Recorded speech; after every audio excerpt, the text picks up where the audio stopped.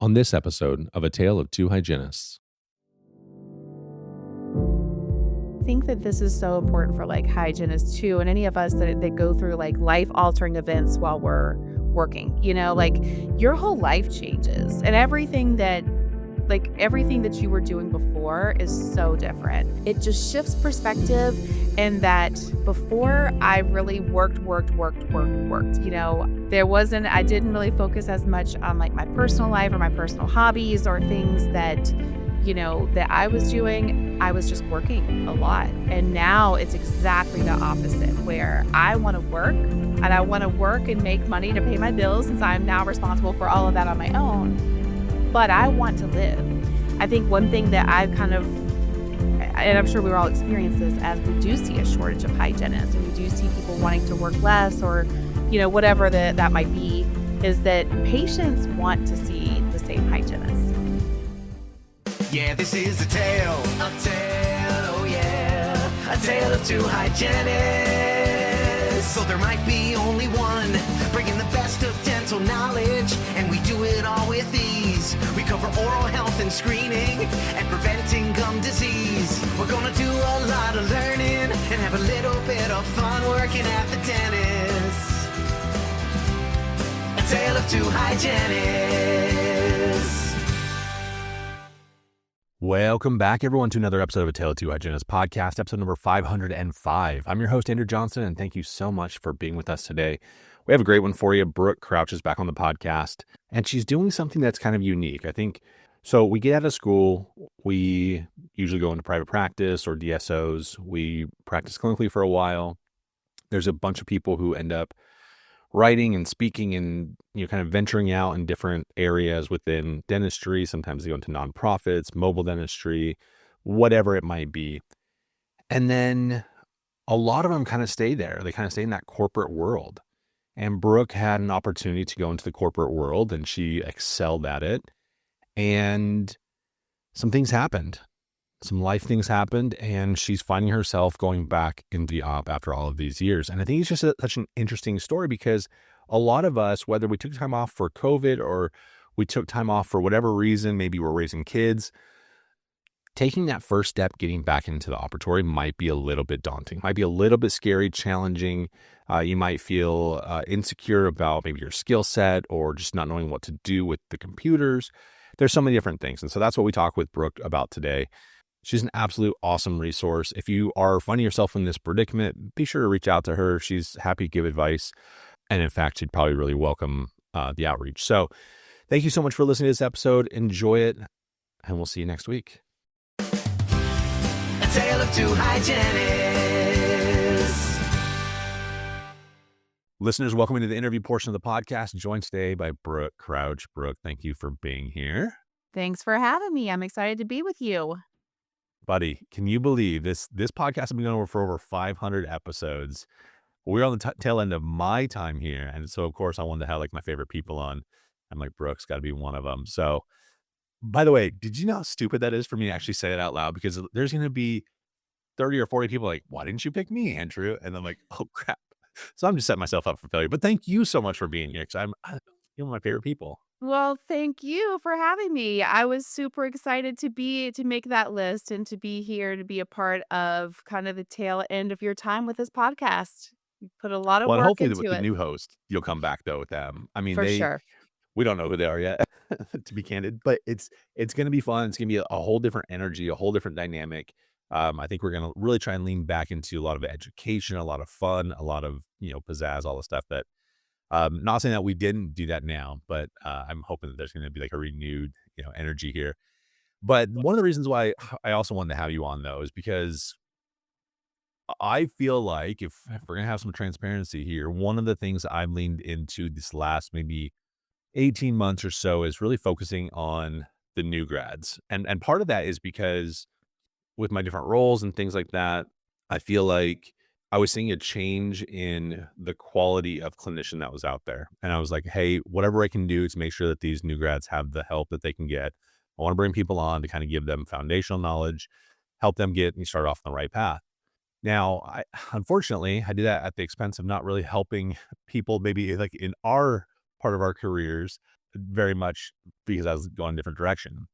And so one of the reasons why I wanted to have you on is because you have had some huge changes in your life and career. And I kind of wanted to like lean into that and just like talk about what that looked like, maybe give advice for people who are going through something similar or who may be feeling a certain way at this point in their career.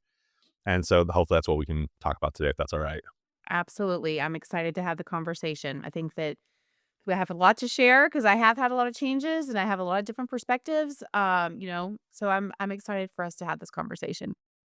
So as much as you feel comfortable for the audience, will you recap kind of since last time you were on until now, kind of some of those big life changes? Yeah, gosh, when was I on last? I feel like the last couple of years, I'm like, what's been going on? So, just as I guess, kind of like a quick recap, just in general, for maybe anyone that hasn't heard me on before. I've been in hygiene for 17 years now, which is crazy, and spent, the first chunk of that in private practice, probably the first 8 years in the same private practice, then went into public health for a few years. Then COVID kind of changed how that looked. Well, of course, as for all of us, but especially public health and mobile dental hygiene. And I found myself very fortunate in that time to get connected to, a lot of great people. You, Jackie, Sanders, and just a lot of other great people, Amanda Hill, Crystal Spring, a lot of friends of mine that were doing things in hygiene as far as speaking and writing and finding different ways to share messages. And so I found myself kind of doing some of that. And then fast forward a little bit more to working for a corporate company, where I started and spent the first year with that company in sales here in my state of Virginia. And then I did that for about a year before moving into more of a professional education role where I worked from home. I was working with dental schools, hygiene schools, dental assisting schools. I covered the country. So it involved a lot of, working from home and travel. And, that was a great opportunity. In that same time, though, my husband was diagnosed with stage 4 colon cancer, and as we've spent really the last 2.5 years battling that, and he passed away last year, and that changed a lot for me, and so my ability to be able to go and travel and do some of the things I was doing before, I really just wasn't in a position to do anymore. And so that kind of ended that role with the company I was with, and I find myself back in private practice after, a 4-year break. Now I'm back at it, and I think that, being out of it and also all the different things I've had the opportunity to do, I have a very different perspective now. Both on life, wanting work-life balance, I have a lot of life perspective because of my life changes, my personal life changes, and then professionally as well. It it never ceases to amaze how I think fortunate we are in some regards to be dental hygienists. And I think that there's definitely a lot to complain about. There's a lot of crap, right? But the fact that you can kind of almost come full circle in a way or zigzaggy circle, I don't know what that exactly looks like, but they are still able to find gainful employment, Right. and I kind of I'm curious more how hard was that sort of like when you made the decision, all right, look, I gotta get back into, private practice and that's where I want to, spend my time. How long did it take for you to find a job? Like 2 seconds. I mean, it's truly like it literally, I mean, there's such a shortage, and when I made that decision before I went to work for the corporate company I'd been with, I was working 1 day a week at one office, and I love that office. I love the doctor. He's very laid back. His patients are great. It was a really good experience because we all know we don't always have great experiences in private practices, and so he was the first person I thought of, and so I texted his office manager, just said, "Hey, you guys happen to be looking for anybody?" She's like, "We're still looking for somebody 1 day a week." So I was like, "Hey, that's perfect. That's a great way for me." I know the office. I know how the practice runs. I know it's a small practice, 1 doctor, 2 hygienists, me being the second one on Wednesdays. And so that was a great way to kind of walk back into it. So I did that for a couple of weeks. And honestly, I was enjoying it. I enjoyed the fast pace of the practice. And because I had taken a leave from my position, I wasn't working outside of that 1 day a week, and I realized I really need that interaction. I need to be working more than 1 day a week, and then I started looking for, something more, and I found an office that was looking for somebody Mondays and Tuesdays. I was like, "Hey, that's great because 'cause I'm working Wednesdays at this other office," and I interviewed with them pretty quickly, and they offered me the position, like, 2 days later. So it didn't take long to find that, to find some opportunities. What were the criteria? I imagine, going into your first job, you're like, "Hire me." Like, just I'll Right, take whatever job, to right. get the experience and get to the whatever. But, like, there must have been some perspective change now in, like, what were you looking for, and how did you know if this was gonna be the right practice to fulfill those needs? Yeah, well, the Wednesday job, the 1 day a week, that was pretty easy for me to know because I've been The there before. So with that one, I kinda know what to expect. And I mean, this is the kind of dentist where he's not a micromanager. He wants you to just come in, be good to his patients. He trusts, his hygienist. Dream. I mean, like, it's just, to have that, autonomy from someone. I knew that was gonna be a good fit. The other office, it's really close to my house, which was helpful for me. I was kinda looking for something that was close to home, and there are 2 doctor practice. They, have been around for a long time. One of the doctors, he has a great reputation where I live, and, as soon as I went to interview with them, as soon as he took me back, he was just very humble. He's like, "So, you're gonna get a terrible first impression of me because my office is a disaster. I was actually hoping we were gonna interview in the other doctor's office, and so we go in his office, and he's got guitars on the wall, and, instantly I know I'm at home because my son plays guitar, and that's a big part of, like, our life, and he was just very he was just a you could just the energy I felt from him, and then when I met his partner, it's that same energy to where what I was looking for was I wanna enjoy where I'm coming to work every day. Patients are patients. You're gonna have hard patients, you're gonna have grumpy patients, you're gonna have easy patients, but where you go every day, that's what I was looking for. And truthfully, it felt like a good fit. I think they felt like it was a good fit, but I didn't really know until I got in there and got started. I started doing something when well, this is actually probably maybe like 2021, probably I started interviewing a ton of people, right, at the DSOs that I worked at. And one of the things I know my bosses would get so frustrated with me, but, like, I would interview people over the phone or, Zoom calls or whatever we were doing at the time. And, if I could just, like, I'm like, "I want them to be here so bad. I'm so sold on this person." I'd always bring them in for exactly what you just said, the vibes check, Yeah. right? Let's check the vibes. Let's make sure that when you walk into that office, it feels like home.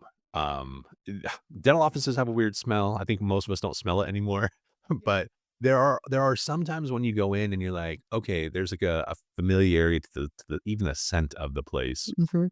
Yeah, like this is going to be a great fit. I think right now, I don't know that the youngins are looking for vibes checks. Right. I think this is a whole different like why is that so much more important to you now than making 2 extra dollars an hour?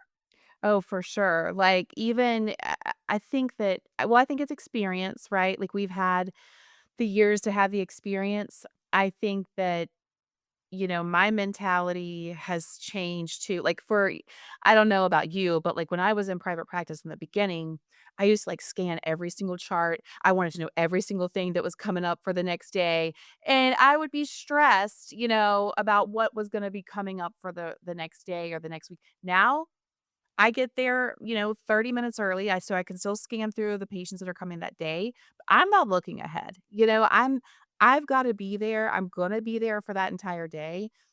I'll be prepared, but I'm not gonna stress. I think that maybe some of the newer graduates, it's probably they just haven't had maybe the experience we've had.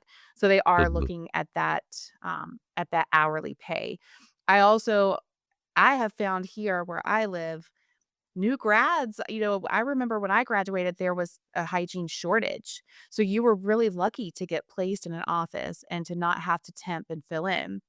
that's really switched, at least here where I live, where a lot of the newer grads don't want to go in to a practice to establish it as necessarily their home office. A lot of them are temping, they're filling in, they're kinda creating their own kind of business in a way, um, of setting their own schedules and doing it that way.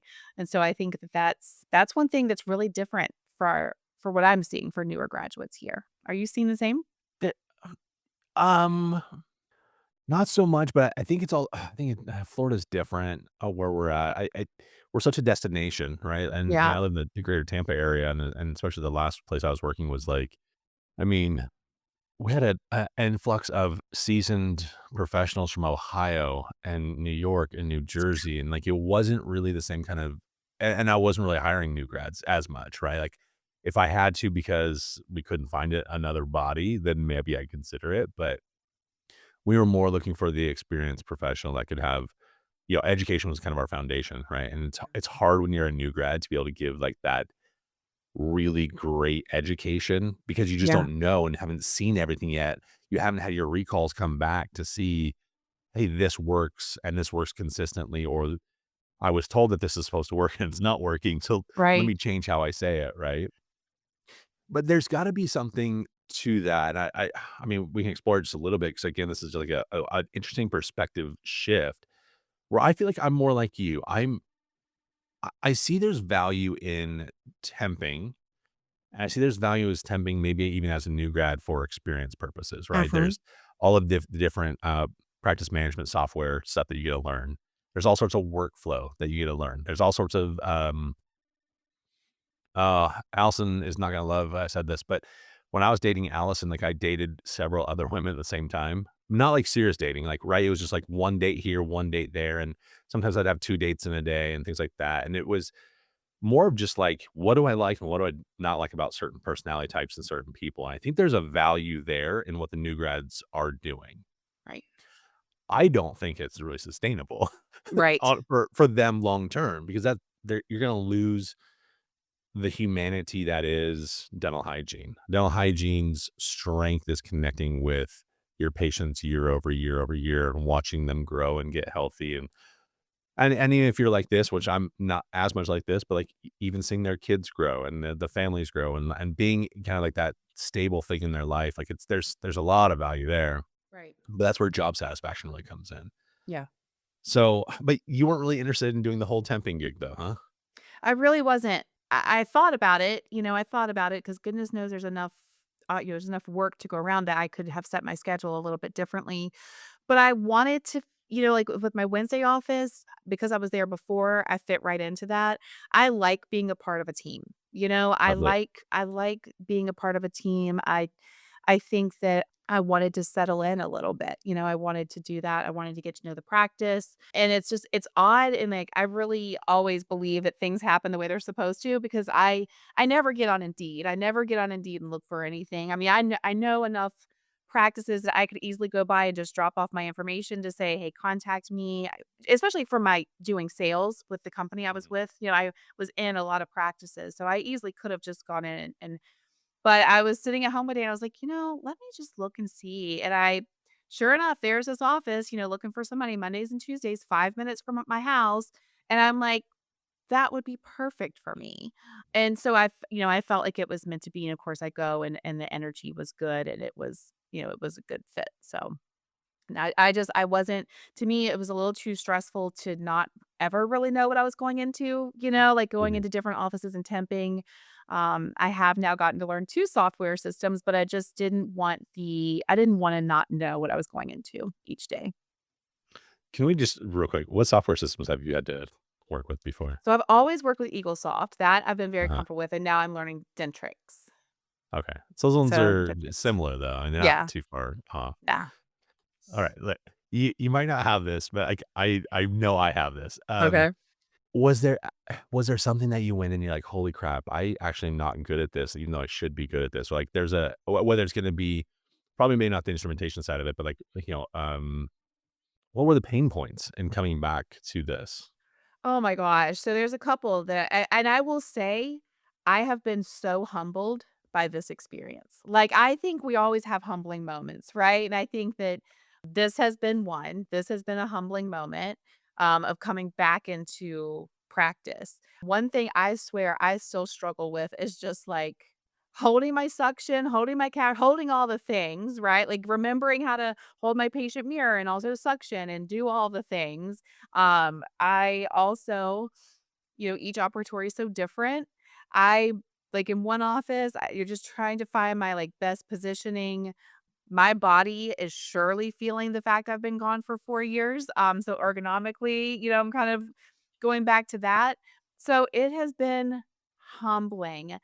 I think even getting back to taking radiographs, getting back to like, okay, let me set this XCP up the right way. And everybody's got different XCPs and just the littlest things that, it does come back to you. Everybody's kind of said like, it's like riding a bike. And I would say it's kind of like riding a bike. Like there's processes that are like riding a bike, but there's a lot of things too that it's just going to take some time. And, I was very transparent with both offices when I interviewed to just say, I have been out of hygiene for 4 years. And so there's going to be a level of like getting my speed up because now we run on, 50-minute patient appointments and things have Absolutely. changed in the last 4 years. And so I've been very transparent about that. And I truly believe that offices are looking for the right person to be a part of their office, to treat their patients well, and they're willing to kind of work with the fact that there's going to be some you might be running behind or,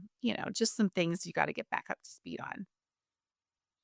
Do you work with a second hygienist on the Monday and Tuesday, or are you the only I hygienist? work with 3 other hygienists on Mondays and Tuesdays, and then Wednesday, it's just me and one other girl.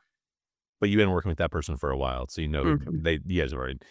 So how has that reception been when, you know, here's, famous Brooke coming into our office and, like, her name has been, like, plastered on under one roof, so, like, just, like, I think about, not that other people's perceptions matter, but, like, how has that reception been? Were they like, "Oh, she's not as good as, she should be," or was anything like that? Well, I think with my Wednesday office, I know her and she was my student too, like when I was faculty. And so, and she knows the things I've done and everything. So she's always awesome. She's always super excited about things that I'm doing and she's wonderful. The other offices, I honestly don't know how much they know that I've done outside of hygiene. I don't know how much they know that. But everybody's been super receptive and, like, helpful, very helpful. I had to administer nitrous this week. I haven't administered nitrous in a long time, so everyone was super helpful on just helping me with that, making sure things were good. So it's been good. Knowing what you know, having traveled around, seen the industry stuff, how has it been for, like, instruments and products and things like that, and not being like, "Hey, these are the things that I need to be successful," because you know what the top of the top is. Yep. That's been hard. That's been hard. That's been really hard. And that's something I'm still trying to figure out, how do we like, if I go in, I'm doing a scaling and root planing, but I've only got, certain instruments to choose from, or I don't have certain tips, Cabotron tips, things that I know I would really like to have to feel like I've done a good job. Trying to talk to the offices about that and try to, come up with solutions for that and get the things that we need. So it has been hard. And I definitely see kind of a there's when we're at going to conferences and we're kind of in that world where we're fortunate enough to go to conferences and see what's new and see what's out there. A lot of private practice hygienists, they don't necessarily get those opportunities to even know what else is out there because maybe they aren't going to conferences or maybe depending on what they're choosing to take for CE. So that's been kind of hard for me to go in and not have some of the things that I'd like to have that I know are out there as options. So that one I'm still figuring out. Okay, so one thing though is you have a completely different personal life now than you've had with the struggles with your husband. Great. And so how have you focused more? What have you changed for that whole term, the work-life balance? Like, what have you done there that's different than what you did before, maybe even before your husband got diagnosed? Yeah, definitely. So I think anytime, and I think that this is so important for like hygienists too, and any of us that go through like life altering events while we're working, like your whole life changes and everything that you were doing before is so different. And like for me, going down to a one income, I'm it, so for my son, I'm the only income for the family now. And it just shifts perspective in that before I really worked, I didn't really focus as much on like my personal life or my personal hobbies or things that I was doing. I was just working a lot. And now it's exactly the opposite where I want to work and I want to work and make money to pay my bills since I'm now responsible for all of that on my own, but I want to live. And so that's one thing that's been really great that I've kind of appreciated about private practice and can have that perspective and that I go in Monday through Wednesday. Yes, granted from like 7:15 to like 5:15. I don't really have time to pick up my phone. I mean, I'm sure all the hygienists that they know what we're talking. I mean, you're just back to back patients, trying to get your notes done, trying to get your things done. But when I finish at 5:15 and I come home, I'm done. I'm not still checking emails. I'm not working in the evenings. I'm not working on the weekends. So that's something that it's really important to me. And I just didn't have that before. So really kind of going in, devoting my time on there, but then when the day is done, like, I'm done too. And it's also about prioritizing myself. Like, I don't know, I Mm. guess I didn't realize and I think as hygienists, we give so much of ourselves, right? We give so whether we're working private practice, corporate, we're usually giving so much of ourselves to other people. I know, like, if I used to have to call in because I was sick, I felt terrible because, like, what are they gonna do? Now I'm like, I've gotta prioritize myself and I've gotta take care of myself. So, if I can't come in because 'cause I'm sick, then, like, I can't come in because 'cause I'm sick, like, it's just a very different perspective than I've had before. So let's talk about finances a little bit. So you're like, now that everything's on you. One, I mean, were you the person that was in charge of finances before? No. So how has that process been like learning where the money is and where the accounts are and what should and could have been maybe been done differently so maybe it wouldn't be such a landmine for some people? I think that's a great question. No, I was not. I really was not in charge of finances. My husband, handled all of that. And thank God that he was like the most organized person on the planet. Like that man kept the spreadsheet for everything. Unfortunately, he password protected some of those and forgot to write that password down. But he really, towards the end and over the last 2 years with his battle, we knew things weren't good. And so he really was great about documenting things for me, but there's been a lot that I didn't know.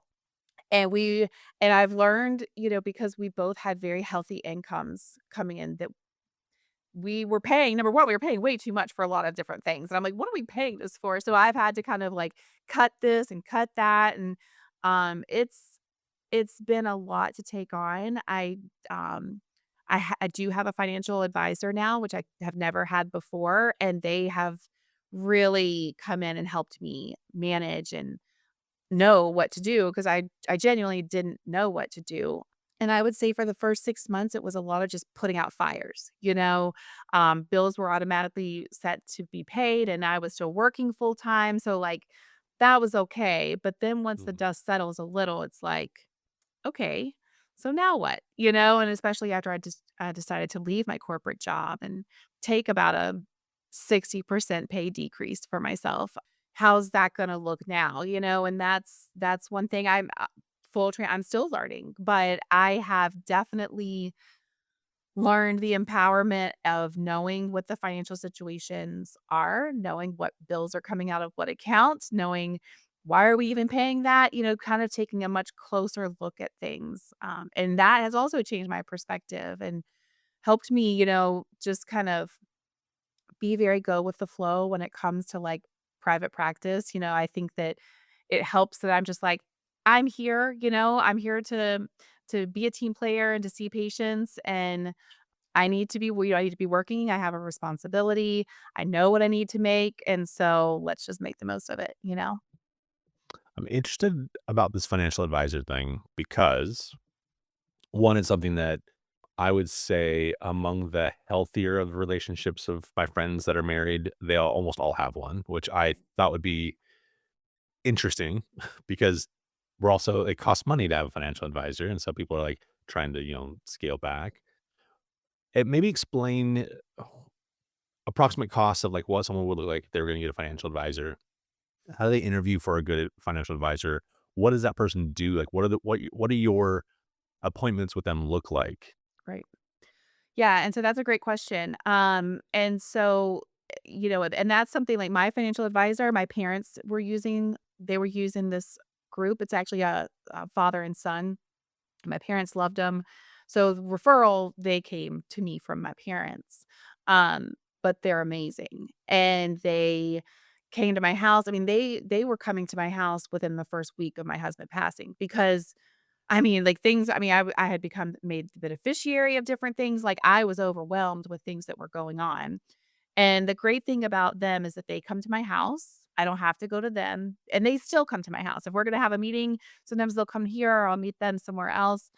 I didn't start paying them, like, they helped me, without me paying them anything for the longest time until I moved my money over with them, and so once I kinda rolled over my husband's 401k and I rolled over, I worked for the state for a while, so I rolled over my state 401k and kinda rolled over some of my retirement funds with them.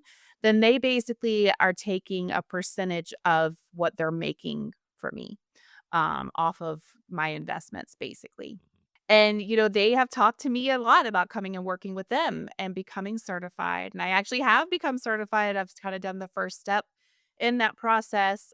It's a lengthy process, but I have certainly learned the value, and, one thing that I've kind of become aware of too is that there's not a lot of women in that field, and so when it comes to women working with other women, it's something that can be done part-time, and so it's been an eye-opening experience for me both personally and even just learning the business side of that as well. Mhm, mhm. I think it's such a skill set. I mean, hygienists, we always joke that, like, hygienists are terrible with, like, math and Right, money, right? Like, right, but right. I agree with you, though. It's like, you know what? This is an opportunity that I don't think that's ever really looked in, from any of our circles, for sure, no one's ever talked about, becoming, a financial planner, financial advisor. Um, there's gotta be a question that I didn't ask that you're hoping I was gonna ask. Is there anything that I missed?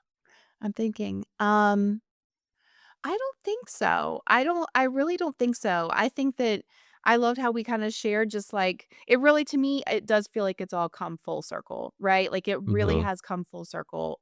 I think one thing that I've kind of and I'm sure we all experience this as we do see a shortage of hygienists and we do see people wanting to work less or, whatever that might be, is that patients want to see the same hygienist. Like, I can't tell you how many times I've gone in and like even the Wednesday job where people are like, "Are you going to be my hygienist? Are you?" Because they keep getting kind of tossed around, and because there is a lot of turnover that's happening in our profession right now, and it's unfortunate because it's hard to have that continuing care because you're not seeing the same person each time. mhm, So mhm, I've kind of gone into this really realizing a lot about our profession that I feel like I was very removed from when I was working in my corporate role.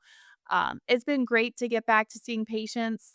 Of course, they're not all pleasant, right? But it has been really good to be back to seeing patients and kind of looking and kind of honing that skill set back in. mhm. Yeah. No, I don't think we missed anything. I love talking about it, and it still seems wild to me when we think about, like you were saying, like, our profession, we're so fortunate with dental hygiene. Like, there's so much we can do in our profession, and we're so lucky to have that, like, when you do need to fall back on it, you can fall back on it, and Uh-huh, I know uh-huh. that, like, for me, just like I said, for my, financial situation, being able to just jump in and pick up a few days a week to kind of fill that financial void it's been great. We're very fortunate in the profession. We really are. Brooke, thank you so much for your time. If someone wanted to reach out to you, if they wanted to find you, how can they find you now? Absolutely. So I'll share my email address. It's brookecrouchdentalconsulting at gmail. It's super long, I know, but I'll share my email address. And you can find me on Instagram as well and LinkedIn. I have my LinkedIn profile. So anywhere there. And yeah, please feel free to reach out anytime. And thanks for having me, Andrew. This has been great. Oh, thank you. All right, we'll talk to you soon. All right, talk soon. All right, listeners, that is our show for today. Thank you so much for joining us. Be sure to reach out to all of our guests. Give us a follow on social media. Make sure you hit that subscribe button. And if you have a minute, head over to our website and sign up for our newsletter. All right, we'll see you on the next one. This has been a production of Endeavor Business Media, a division of Endeavor B2B.